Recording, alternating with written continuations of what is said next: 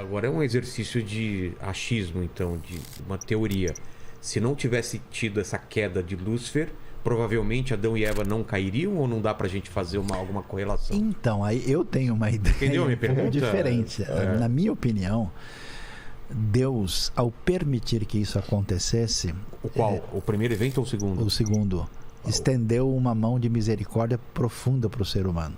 Por quê? Porque tendo liberdade, a gente em qualquer momento poderia dizer não para Deus. Ah, entendi. Como o homem cai, o ser humano cai por uma tentação externa, diferente de Satanás e dos anjos que fazem essa rebelião sem nenhum elemento externo, ele externamente é tentado e externamente ele é levado a sair dessa tentação. Então, uma das razões, que é especulação pura, porque a redenção nos é apresentada, é porque o ser humano cai mediante uma indução, uma tentação externa, diferente do que acontece lá. E aí a gente pergunta, bom, já que o problema está na liberdade, na escolha humana, né? Coisa doida, porque a gente chega lá na vida eterna, a no nossa céu... maior maldição seria a nossa possibilidade de escolha, é isso? Então, aí eu chego na vida eterna, vou pro céu, chego lá, eu escolho errado de novo, caio outra vez? Exato. Não, por quê? Porque uma vez que você usa esse elemento que vem da imagem de Deus em você, a sua liberdade, isso utilizado é determinante. Por exemplo, você escolheu ter um filho, dá para dester o filho? Não. Então, quando você, por exemplo, os próprios anjos que caíram, uma vez que eles escolheram, eles determinaram o seu destino posterior de distanciamento de Deus.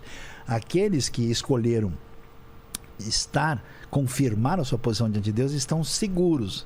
Então, na vida eterna, nós que tomamos a decisão de responder a essa graça de Deus em Cristo, estamos seguros permanentemente, porque senão o céu vira um inferno, você pode cair a qualquer hora, não é o caso. Não se levantará por 2 vezes a iniquidade. Exatamente. O que quer dizer isso? É que a rebelião não vai ter de novo, não vai acontecer, porque é como ele falou... Você gastou o cartucho do Você gastou o cartucho e agora... Porque olha, eu vou fazer vou pegar uma carona no que ele falou. Tem uma coisa na teologia que a gente chama de Heilsgeschichte, a história da redenção. Em alemão. Essa história da redenção, a gente pode pegar o seguinte: ela tem todo um processo jurídico, que a gente até começou falando disso aí. Das regras, né? Das leis. Né? A regra foi quebrada, a lei foi quebrada. O diabo, ele perdeu. Na verdade, ele não era diabo. O nome Lúcifer, na verdade, é uma corruptela. Você sabe que o nome Lúcifer não está na Bíblia. Não. Saiu pode explicar isso melhor do que eu. Isso é uma corruptela de uma tradução que acabou mal feita caindo, do latim.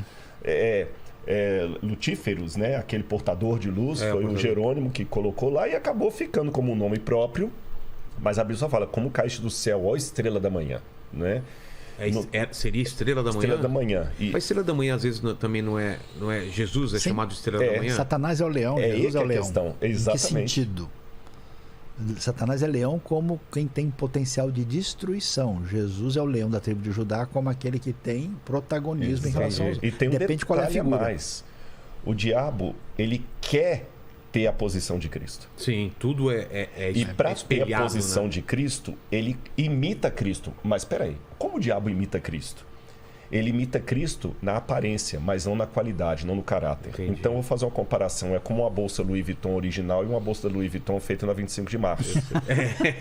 Entendi. Uma imita a outra, mas não a qualidade da outra. Entendi. Entendeu? Então, no Apocalipse todo, você vê o diabo sempre fazendo uma paródia de Jesus. Jesus é apresentado no Apocalipse como um cordeiro que foi morto e reviveu. Então, se ele é no grego lá, esfrazo, dá a entender que ele tinha uma marca de degola aqui, mas ele estava sentado vivo no trono de Deus. A besta tem uma das cabeças feridas de morte e reviveu. E o dragão dá o trono dele para a besta. Deus Pai dá o trono para o cordeiro. A falsa ressurreição. O cordeiro tem o selo de Deus sobre os 144 mil. A besta tem a marca da besta sobre a testa. Então você vê que tem uma paródia. Mas não tem um espelhamento da crucificação de Cristo, não tem espelhamento de um filho não. Não. O diabo é a Louis Vuitton da 25 de março tentando imitar a Louis Vuitton original. Você tá entendendo? É o título, né? Exatamente. Eu quero parecer com ele, mas não com a qualidade e o caráter dele. Entendi. Porque ele fala, eu subiria acima das alturas e estabelecerei o meu trono. Então, acontece o seguinte, quando Adão caiu em pecado, porque a serpente o tentou, e Eva, e eles entregaram o mundo para Deus, teoricamente o mundo deveria ser destruído. Sim. Mas Deus iria redimir a humanidade dando o próprio sangue dele. Porque quando alguma pessoa me pergunta assim, tá, mas se Deus sabia de tudo isso desde o início, e ele criou Lúcifer, mesmo sabendo que... Vou usar o nome Lúcifer, que é o comum, né? Ele criou Lúcifer, mesmo sabendo que Lúcifer iria virar o diabo, Satanás, que são títulos que ele vai pegar depois. Então Deus é responsável. Eu faço uma pergunta em volta. Quem pagou o maior preço? Porque quem pagou o maior preço pelo pecado... Eu não sei se o Sayão vai me chamar de blasfemo aqui. Para mim não foi nem o diabo. Não? Não. Quem? É Cristo. Por quê? Sabe por quê?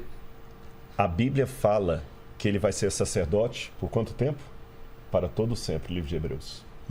Por que ele vai ser sacerdote por todo sempre se o pecado não vai durar por todo sempre? Hebreus fala que ele pagou a morte por todo homem. E quando ele ressuscita, ele mantém ainda as marcas da crucifixão, mesmo no corpo ressurreto. Ele sobe para o céu nesse corpo ressurreto e os anjos falam, ele virá da mesma forma que para o céu o vejo subir. Quando há a promessa bíblica da nossa glória, fala que nós vamos chegar ao nível da glória de Cristo. Fala o seguinte, nós vamos crescer até atingir o nível da sua glória. Mas espera, se Cristo é Deus, como é que eu posso ter o nível da glória dele? E diz que ele agora não se envergonha de nos chamar de irmãos. E ele fala, Senhor, agora corpo me formaste. E a divindade habita corporalmente no corpo de Jesus. Então, o que a gente dá para entender nesses textos? E mesmo a imagem do Apocalipse, que o Cordeiro glorificado ainda está com a marca da degola. Cristo não pagou um preço só de foi lá, morreu na cruz. Ele não podia deixar de ser Deus, porque Deus é Deus. Mas ele pagou algum preço eterno pela nossa salvação.